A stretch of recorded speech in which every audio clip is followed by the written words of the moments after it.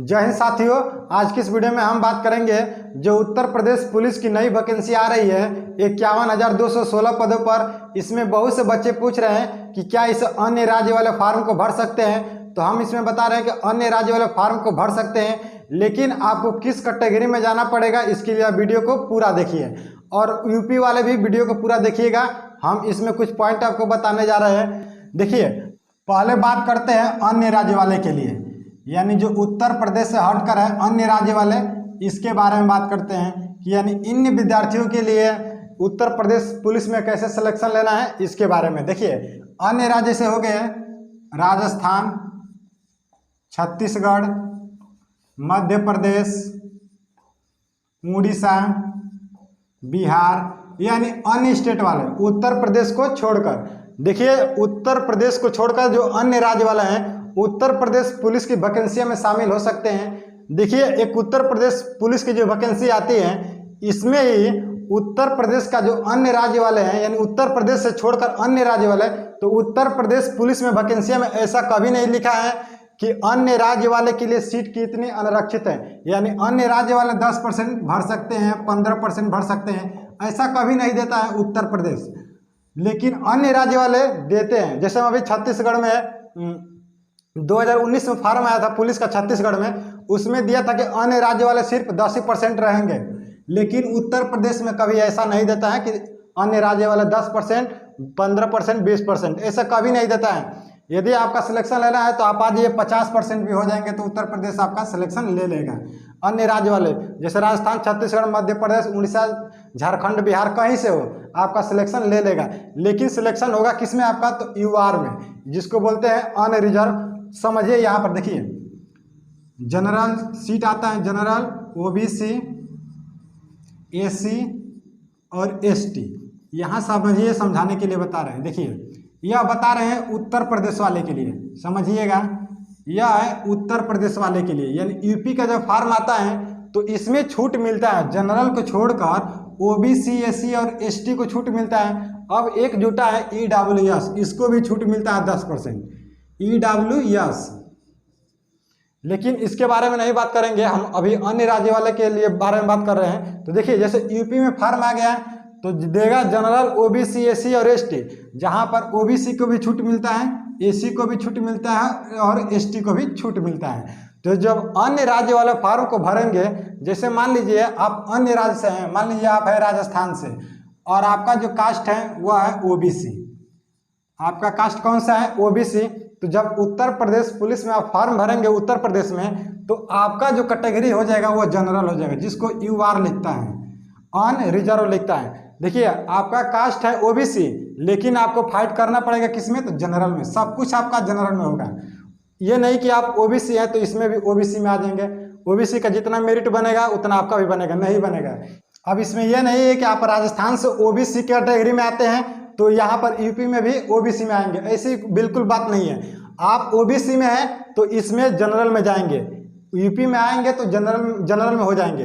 देखिए, आपका cast OBC है लेकिन आपको फाइट करना पड़ेगा जनरल में। यहाँ समझिए, मान लीजिए उत्तर प्रदेश पुलिस की वैकेंसी आई और यूपी वाले के लिए जनरल का जैसे मान लीजिए आपका पासिंग मार्क बन गया 75%, यानी 75% पर सिलेक्शन हो गया उत्तर प्रदेश पुलिस वाले के लिए, सिर्फ यूपी के बारे में। तो जब यूपी वाले के लिए 75% बना और ओबीसी के लिए बना 65% और ओबीसी के लिए बना 65%, तो अब ये नहीं है कि राजस्थान वाले जो ओबीसी हैं वो 65% में पासिंग हो जाएंगे, बिल्कुल ऐसा बात नहीं है। यहाँ पर कितना उसको मार्क लाना पड़ेगा, तो 75%। कितना लाना पड़ेगा, 75%। यहाँ पर हम किसके बारे में बात करते हैं, अन्य राज्य वाले के बारे में। अब देखिए, यहाँ पर जो एक बात और बताने जा रहे हैं हाइट के बारे में। देखिए, जनरल के लिए हाइट आता है 168 सेंटीमीटर, ओबीसी के लिए भी 168 और एसी के लिए, तीनों के लिए कितना आता है, 168 सेंटीमीटर, 168 सेंटीमीटर। और एसटी के लिए छूट मिलता है कितना, तो 160 सेंटीमीटर। ये हम किसके बारे में बात करते हैं, मेल के बारे में बात कर रहे हैं। जबकि फीमेल के बारे में बात करते हैं तो देखिए, फीमेल के लिए हाइट आता है, फीमेल के लिए हाइट तो वो होता है 152 सेंटीमीटर, यदि कास्ट जनरल, ओबीसी और एसी हो तो। और यदि कास्ट एसटी हो और वह फीमेल है तो इसके लिए हाइट होती है 147 सेंटीमीटर यानी 147 सेंटीमीटर। अब यहाँ समझिएगा, आप राजस्थान से हैं और आप ओबीसी में हैं, तो जो आपका हाइट नापा जाएगा उत्तर प्रदेश में है तो आपका हाइट 168 नापा जाएगा। यहाँ जनरल ओबीसी एससी एसटी के लिए छूट नहीं रहता है। आप अलग राज्य से हैं तो आपको सब कुछ जनरल में फाइट करना पड़ेगा। देखिए मान लीजिए आप राजस्थान से हैं और आपका कास्ट है एसटी, तो अब ये नहीं है कि उत्तर प्रदेश में आएंगे तो आपका एसटी में कास्ट नापा जाएगा। यहाँ पर 160 सेंटीमीटर 160 सेंटीमीटर नहीं नापा जाएगा, आपका जो हाइट नापा जाएगा कितना, तो 168 सेंटीमीटर। कितना नापा जाएगा, 168 सेंटीमीटर। देखिए सिलेबस के बारे में बात करते हैं तो सिलेबस में क्या क्या रहेगा, अन्य राज्य वालों के लिए बारे में बात कर रहे हैं तो सिलेबस वही रहेगा। अन्य राज्य वाले जैसे हिंदी मैथ जीके रीजनिंग पढ़ते हैं बिल्कुल सेम वही रहेगा। एक प्रश्न जुड़ जाता है यहाँ पर, एक सिलेबस के बारे में बात करते हैं तो एक यूपी का सिलेबस जुड़ जाता है। यूपी का सिलेबस जुड़ जाता है और यूपी के सिलेबस से कितने प्रश्न आते हैं, तो 5 से 6 प्रश्न आते हैं। 5 से 6 प्रश्न वो बिल्कुल नॉर्मल आते हैं। जैसे मान लीजिए हम लोग यूपी से हैं तो ऐसा नहीं है कि बिहार का प्रश्न नहीं याद है। जैसे बिहार का राजकीय पक्षी क्या है, तो गौरैया है। राजकीय पुष्प क्या है, तो गेंदा का फूल है। और राजकीय पशु क्या है, तो बैल है। राजकीय वृक्ष क्या है, तो पीपल का पेड़ है। ऐसा नहीं कि बिहार के प्रश्न नहीं जानते हैं। तो ऐसे जैसे अन्य राज्य वाले हैं तो ऐसा नहीं है कि उत्तर प्रदेश से प्रश्न नहीं जानते हैं। तो आप इसमें से 2-3 प्रश्न जरूर कर जाएंगे। यूपी से 2 से 3 प्रश्न नॉर्मली आप कर लेंगे। अब देखिए अपने राज्य के बारे में बात करते हैं, यानी यूपी वाले के लिए, तो यूपी के लिए बिल्कुल यही सेम चीज़ रहेगा। जनरल के लिए हाइट 168 सेंटीमीटर, ओबीसी के लिए और एससी के लिए, इन तीनों के लिए हाइट कितनी, 168 सेंटीमीटर। एसटी के लिए 160 सेंटीमीटर और फीमेल के लिए 147 सेंटीमीटर।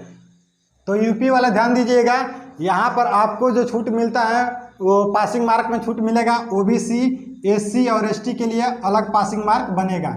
यहाँ पर आपको छूट मिलेगा लेकिन अन्य राज्य वालों के लिए छूट नहीं मिलेगा। तो यहाँ पर जो मेन टॉपिक था वो हम आपको बता दिए हैं। फिर अगले नेक्स्ट वीडियो में इसी से रिलेटेड प्रश्न कुछ बनाएंगे और सिलेबस के बारे में बताएंगे और कौन सी बुक आपको लेनी है ये भी बताएंगे। अन्य राज्य वाले आराम से 2-3 प्रश्न कर जाएंगे यूपी से। आप पढ़ते रहिए, हिंदी जीके रीजनिंग मैथ बिल्कुल यही सिलेबस में आता है। और बहुत से बच्चे यह कर रहे हैं कि जब फार्म आएगा तो हम तैयारी करेंगे, यानी कि फार्म को लेकर वो लोग सस्पिशन है। तो हम आपको उनको बता दे रहे हैं कि वो 2 महीने में कोई नहीं तैयारियां कर पाएगी, यानी 2 महीने के अंदर उनके पास कोई तैयारी का समय नहीं रह जाएगा। 2 महीने उसे रिपीट करने में ही समय चला जाएगा। यानी 2 महीने फार्म देगा। देखिए फार्म को जब अप्लाई करने के लिए समय दे देगा तो उसके बाद 2 ही महीने का समय देगा। 2 महीने में वो एग्जाम भी करा लेगा, इतना तो कन्फर्म है। आप दोनों वैकेंसियाँ को देख ही रहे हैं, 49,568 और 41,520 की दोनों जो वैकेंसी है 2 महीने के अंदर उसका एग्जाम करा लिया। वैसे इसका भी करा लेगा। और जो सोच रहे हैं ना उनका तैयारी नहीं हो पाएगा, वो अभी से अपने आप को स्ट्रांग कर ले और जितना जो उनका सिलेबस वीक है उसको जितना से अधिक हो सके स्ट्रांग कर ले। मैथ हो, हिंदी हो, जीके हो, रीजनिंग हो, जो भी हो वो स्ट्रांग कर लीजिए। देखिए यूपी में घोषणा हो चुका है, यानी उत्तर प्रदेश के हाईकोर्ट ने बोल दिया है कि हम 6 महीने के अंदर यूपी में आचार संहिता लागू कर देंगे। क्यों लागू करेंगे, तो विधानसभा का चुनाव आ रहा है। पता है कि अप्रैल और मई में विधानसभा का चुनाव होने वाला है 2022 में। तो जब 2022 में चुनाव होगा तो 6 महीने पहले होगा। तो इसके लिए यानी नवंबर में, इसका मान लीजिए नवंबर में हमको लग रहा है कि ये आचार संहिता लागू कर देगा। तो इसलिए जो वैकेंसियाँ हैं बोल रहे हैं कि अगस्त से लेकर नवंबर के बीच में वैकेंसियाँ निकलेगी। और 1 लाख पदों पर वैकेंसियाँ निकलने जा रही हैं, जिसमें लगभग 55,000 प्लस से यूपी SSSC का अंतर्गत जितनी वैकेंसी आती है वो है। इसलिए देखिए पेड का जो फार्म है ना वो अप्लाई करना शुरू कर दिए हैं। तो पेड का फार्म जो है अप्लाई हो रहा है, वो भी आप लोग नहीं किए होंगे तो पेड का जो फार्म है वो अप्लाई कर दीजिएगा। तभी आप यूपी SSSC के अंतर्गत जितनी वैकेंसी आती है उसमें आप शामिल हो सकते हैं। तो यदि वो फार्म का अप्लाई नहीं किए होंगे तो आप जरूर कर लीजिएगा, क्योंकि वो 25 ही डेट है उसका, 25 जून तक ही उसका लास्ट डेट है। तो जितना जल्दी हो सके उसको आप लोग ऑनलाइन कर दीजिएगा, समय नहीं है। तो फ्रेंड्स आज के वीडियो में सिर्फ इतना ही। फिर अगले नेक्स्ट वीडियो मिलते हैं, तब तक के लिए थैंक यू। जय हिंद, जय भारत।